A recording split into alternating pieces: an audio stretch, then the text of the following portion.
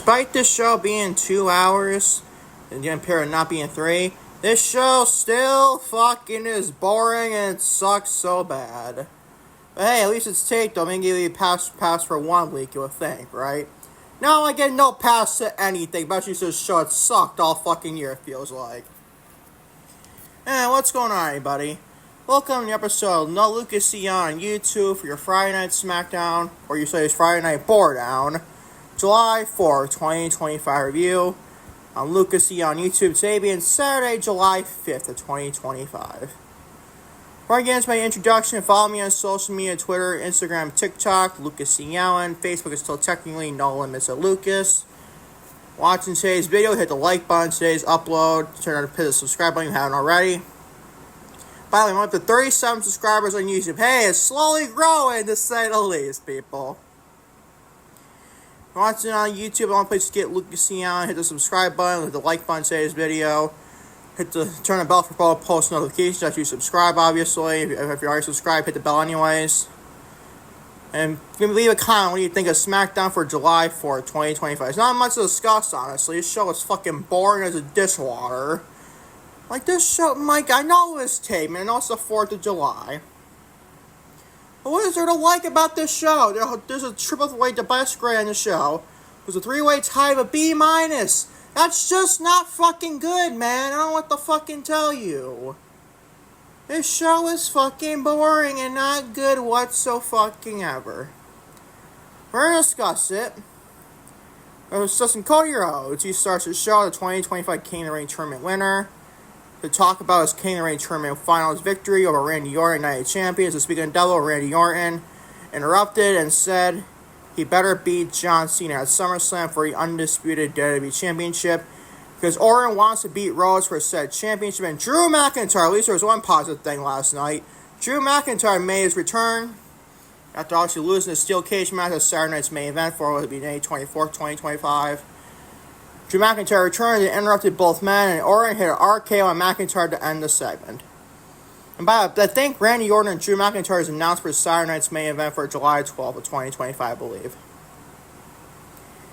Nothing else to discuss here, honestly. I mean, it's great to see Drew back, and every time I see Drew McIntyre, it's always great to see Drew McIntyre on WWE television, to say the least. It was this good segment? I would say it was solid at best. Tied for the best grand of the show. It was a 3-way tie for you get the point. Spoiled the grade, obviously, there. But still, it was a decent way to start the show. It was just boring. I could have took it or leave it. I could definitely fucking do either way, to say the least. We're going to discuss that. Also, Alexa Bliss and Charlotte Flair defeat the secret Hervice, not Chelsea Green. It was Elba Fire and Piper Niven, and Mia Yim, or Meechin, whatever the fuck the name is. I'll call her Mia Yim because I feel like to. And B-Fab to qualify for a WWE Women's Tag Team Championship match at Evolution, in a very okay match, to say the least. Nothing great, nothing bad per se to discuss there. I was discussing the Wyatt 6 and 8-man tag. I don't give a flying fuck match. Lovely. What is this, Tony Khan and AEW?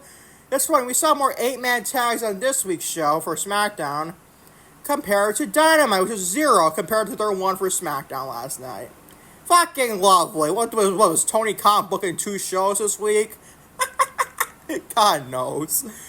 The Wyatt 6 defeat Humberto, Carrillo, Chris Sabin, Montez 4, and Johnny Gargano. If you can get to the point of this, it basically one of the 2 partners, one of 4 tag teams, and 1 of 2 partners. If you get the point, you get the point. This was fucking ridiculous, fucking I don't give a fuck booking, to say the least. Cannot give a single shit about an 8-man tag, especially when you have tag team guys on the other side. Fucking stupid, bro, if you ask me. Also, in Tiffany Stratton, the reigning defending WWE Women's Champion, came out to announce her pick for a challenger and Evolution for a WWE Women's Championship, like I said. And Jade Cargill, the winner of the 2025 Queen of the Ring, interrupted. Eventually, Trish Stratus returned and was eventually revealed that Stratus will challenge Stratton at Evolution for a WWE Women's Championship. I'll be honest, I don't like this decision. With the match delivered, I would think it would deliver to a point. See if he can help guide Trish. Trish is not what she once was. Obviously, he's a professional wrestler. He's obviously older now. Obviously retired. But this is like a match, but basically we feel a favor from probably Trish Stratus to Tiffany Stratton for Elimination Chamber Toronto, I think. That's why I feel honestly with this. Not about you people. But this segment just did nobody any favors. I'm going to discuss that though. I'll discuss Andrade and Rey Fenix defeat Fraxium, Nathan Frazier, and Axiom. Solid match. But there's nothing else to say there, honestly. This seems kind of weird to see Rey Fenix in a tag team with not his brother Penta. Just kind of weird still to me. We're going to discuss that. I'll discuss your freaking good old-fashioned Bloodline main event for SmackDown. Jacob Fatu and Jimmy Uso defeated Solo Sikoa, got a pinfall. Took the pinfall as WWE United States Champion. During defend WWE United States Champion JC Matoya Mighty in the main event. And after the match, Tala Tonga and Tonga Loa attack Uso and Fatu with Tala Tonga putting Jacob Fatu through the announce table. It was a solid main event, but it's the same fucking Bloodline type main event you see on PLEs or SmackDowns, you name it, or even Raw to a point. It's just what the fuck ever, bro. What is this shit? It was decent, but not great. That's all this show was, with decent matches and decent segments. That's all it was. That's all it was, people. It was fucking boring, to say the least. I'm discussing all and say is upload. Glad you joined me. So I just want to say it's this week's Friday Night Smackdown, July 4, 2025 review. I'm Lucas Sion on YouTube. Shall we get started with this boring ass show? Starting with, you guessed it, Cody Rhodes, the 2025 King of the Ring tournament winner. He starts the show, like I said, to talk about his King of the Ring tournament finals victory over Randy Orton at Night of Champions. And Randy Orton, speaking of devil, interrupted and said that he better beat John Cena at SummerSlam for the Undisputed WWE Championship because Orton wants to beat Rhodes for said championship. And Drew McIntyre made his return following his last time we seen him was that steel cage match at Saturday night's main event of May 24th of 2025 against Damian Priest. And McIntyre returned and interrupted both men, and Orton hit an RKO on McIntyre to end the segment. Which also is revealed to be, I think it was like sometime in the show, maybe with the segment right there. Would Randy Orton be going one-on-one with Drew McIntyre at Saturday night's main event for July 12th of 2025. Should be interesting there. If Drew McIntyre went on hiatus at Saturday night's main event for a little bit, and return a match because Saturday night's main event more than likely. This is a decent segment, nothing like bar burn, a classic open segment per se. But it was decent for what it was. It was not like barn burn, like I said, a classic. But it gets a B-. This is tied for a three-way tie for B- show of a grade. Not overall show grade, but overall segment grade / match grade. It's just a random fucking match, bro. Not match, random fucking segment. It was not that bad for what it was. But not great per se. I don't like Drew McIntyre taking an RKO as his first appearance back on WWE main roster. It sounds kind of bizarre if you ask me.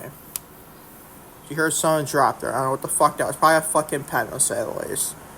This gets a B- and shall move on, people. After this show gets better from here, though, like it never does. Let's move on to your first match of the night. Alexa Bliss and Charlotte Flair. Well, kind of like decent together as a chemistry, together as a tag team per se. Nothing like blow away like a tag team chemistry per se, but it's still not like bad chemistry whatsoever. Alexa Bliss and Charlotte Flair defeat the Secret Hervice at Chelsea. I keep saying Chelsea Green. Well, it's Chelsea Green's people in the group with Alba Fire and Piper Niven. And Mia Yim and B-Fab to qualify for a freaking major voice crack. You hear that shit? To qualify for a WWE Women's Tag Team Championship match. Right now for a Fatal 4 against right now Roxanne Perez and Raquel Rodriguez of WWE Women's Tag Team Champions. The match at Evolution. It was a okay match for what it was. A C+ is your grade. I hate you have basically a 6-woman tag to a point, people. That's what it was. It's like there's more 6-man, 6-woman tag team matches than an 8-man tag later on the show, the next segment. Oh my fucking god, was this show fucking boring or what? What do you want me to say about this? Alexa Bliss hits a twisted Bliss on elbow fire for 1, 2, 3. That's all I could give you. Alexa Bliss and Charlotte, decent chemistry to you guys, a tag team to a point. But it's not like blow away like a immediate tag team champions. They probably will be at Evolution probably to end that show. I mean, not end the show, but at least going into the show probably. This gets a C+. What else you want me to fucking mention? I already did this at least. C+, you're fucking great. And on to the Wyatt 6. Defeat Humberto, Carrillo, Chris Sabin, Montez for half of the WWE Tag Team Champions, and Johnny Gargano. A big fat C. Oh, this fucking show irks my brain to the umpteenth degree, man. Really? What is this shit? Triple H. I almost said Tony Khan and Shawn Michaels in one. Can you believe that? What is this show, Triple H? 3 hours, 2 hours, this show still fucking sucks. Trust me, I love it being 2 hours. Thank God it's 2 hours not compared to 3 hours of this trash-ass show, but still. Like, oh my fucking God. You can see us on a 3 hour SmackDown. This is taking place in 2 hours. The fuck are we doing? What are we fucking doing here, Triple H? What the fuck? Who the fuck cares about this? Basically putting the Wyatt 6 in its own, they facing one half of each team, involving the whole SmackDown Tag Team division. And it's announced next week that the Wyatt 6 will be challenging the Street Profits for a WWE Tag Team titles as well. Gee, Warrior's going to win that, probably. But there might be a small chance the Street Profits do win. But even if the Wyatt 6 lose, where do they go from here? Then what? Then what, bro? That's what I'm asking. A big fat C is your freaking grade. Tiffany Stratton, the reigning defending WWE Women's Champion, came out to announce her pick for a challenger at Evolution for said WWE Women's Championship. And Jade Cargill, the winner of the 2025 with King of the Ring. Let's try again. Jade Cargill, the 2025 winner of the Queen of the Ring tournament, interrupted, and eventually Trish Stratus returned, and it was eventually revealed that Stratus would challenge Stratton, say that's 10 times, at Evolution for the said WWE Women's Championship. Another big fat C. Oh my God, what is this fucking show, man? I love Trish Stratus, an all-time great. I even love her to a point here and for part-time for the women's division. I know she's only back to take a loss to Stratton. At least I would think that'd be the reason, right? But why on God's green earth? I love Trish Stratus to death. I love Trish. She's freaking great. She was great one long time ago, when the prime and everything. She's still very good, I feel, to this day. She's gorgeous as hell, still to this day. A woman that can age like fucking wine. And fine wine, to say at least this lovely Trish Stratus. But did you expect me to care? The answer is no. For Evolution, the people want Evolution to so badly, and that for the show to be this fucking like half-ass booked, it should be to show you what Triple H thinks is fucking shit, to say the least. He don't care about Evolution 2. He has too many shows to book. Like Saturday Night's Main Event, Clash in Paris, then SummerSlam for 2 nights. I mean, goddamn, how many fucking shows do you need to fucking have? Oh my lord, man, it's just like it's fucking comical at this rate. The amount of fucking shows I've been getting lately with so many fucking PLEs, Saturday Night's Main Event, Evolution, especially it's not including AEW people. Like, oh my God, this next week is going to be a fucking hellhorse of a weekend for content creating. And I'll discuss, like, your Great American Bachelor, NXT, and All in Texas, and Saturday Night's Main Event, Evolution. I mean, fucking damn! 4 shows in one fucking weekend.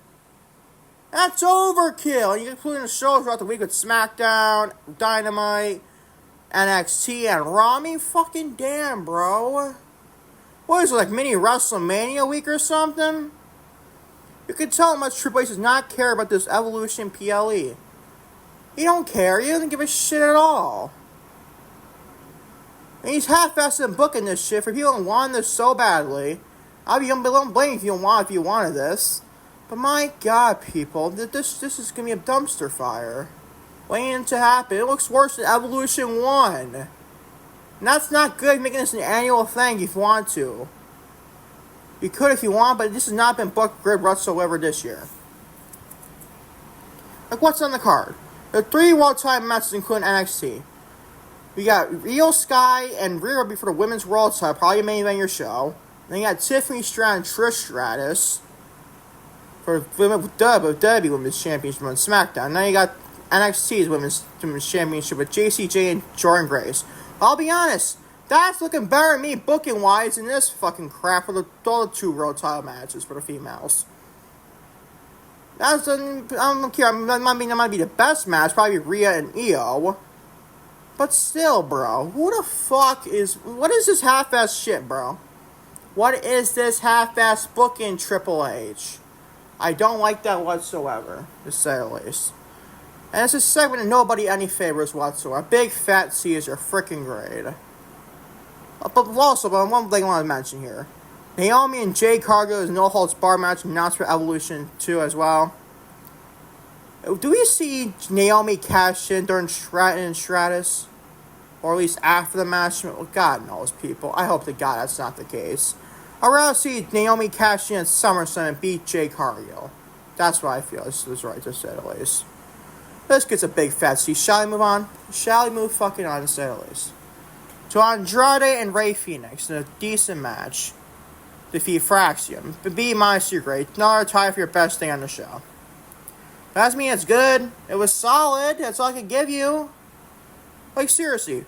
Who cared? I mean, it was a fine match. Don't get me wrong. Andrade, Rey Fenix, and Nathan Frazier in action. That's a bad match. I'll be worried shitless if you're a booker there, Triple H. But it was kind of like whatever, too. It wasn't great, per se. It wasn't a great TV tag team banger of a match. So why should I care? Why should I care about this, Triple H? I get it's a tape show. I get it's the 4th of July. But, oh my God, man. Who the fuck cares? You might as well not even had SmackDown this week. You know you had Bill with so many freaking events. That's your fucking problem, Triple H, not the fans. God damn, bro. This gets a B-. Are you on to your main event? This whole video might be 20 minutes. For a main roster television show not being 20 minutes is something that you can see how fucking boring the show is. Jacob Fatu and Jimmy Uso in the main event defeat Solo Sikoa and JC Matoya Mighty. I just exaggerate that. You get the point watching that podcast in the past. You get the point. This is also going to be in WWE Women's United States Champion Sally and JC Matoya Mighty in the main event. And after the match, Tala Tonga, the former Hukuleu, and Tonga Loa attack Uso and Fatu. And Tala Tonga put Jacob Fatu through the announce table. Same good old bloodline main event for SmackDown, to say the least. That's all I can fucking give you. Like, do you fucking care? Even with the announcer table spot, we've seen it so many fucking times, it just gets fucking old at this point. But did you care, people? Did you fucking care about this show and this main event? Now, granted, this was only 2 hours, not compared to 3 hours, this dumpster fire. But still, man. But still, how can you make me care about this? Same good, and plus your United States champion is an unnecessary pinfall. You could have had, I don't know, Jimmy Uso pin JC Mato. You could have wanted Solo Sikoa and JC Mato to win. You could have had Solo or JC pin Jimmy Uso. No, we gotta pin your United States champion. Wait, look your titles prestigious there, Triple H. This show fucking was boring, and this overall show, great shows for it. This main event for Jacob Fatu, Jim Uso, and defeating Solo Sikoa and JC Mato gets a B-. As for your overall show for Friday Night Smackdown, July 4, 2025, gets a C+. Means your overall show stands like this. Your number one show, believe it or not, for AEW sickos, you can think of a hater or something for AEW. Your number one show this week is your AEW Dynamite, July 2nd, 2025. We have B+. Wow. Who would have thought AEW Dynamite would be the best show this week? Definitely not me, I'll tell you that right now. But a B+ grade nonetheless, too. In second place is a two-way tie for Monday Night Raw June 30th, 2025. And NXT July 1st, 2025 at B-. And last place is good old Friday Night Smackdown review scene right now for July 4th, 2025 at C+. And that is your overall show stands as well. And this video went over 20 minutes as well, to say the least. And thank y'all for watching. Lucas E on YouTube for Smackdown July 4th, 2025 review. TV Saturday, July 5th, 2025. I hope to knock on wood. Be back with your next edition of Lucas E. Allen Report, Wrestling Report to say the least, News Report to say the least as well. For episode number 4 for July 5th, 2025 out today as well. Until later today for more content, hopefully on Lucas E. on YouTube. Peace, love, I'm out. Take care. Love you all big time to say the least.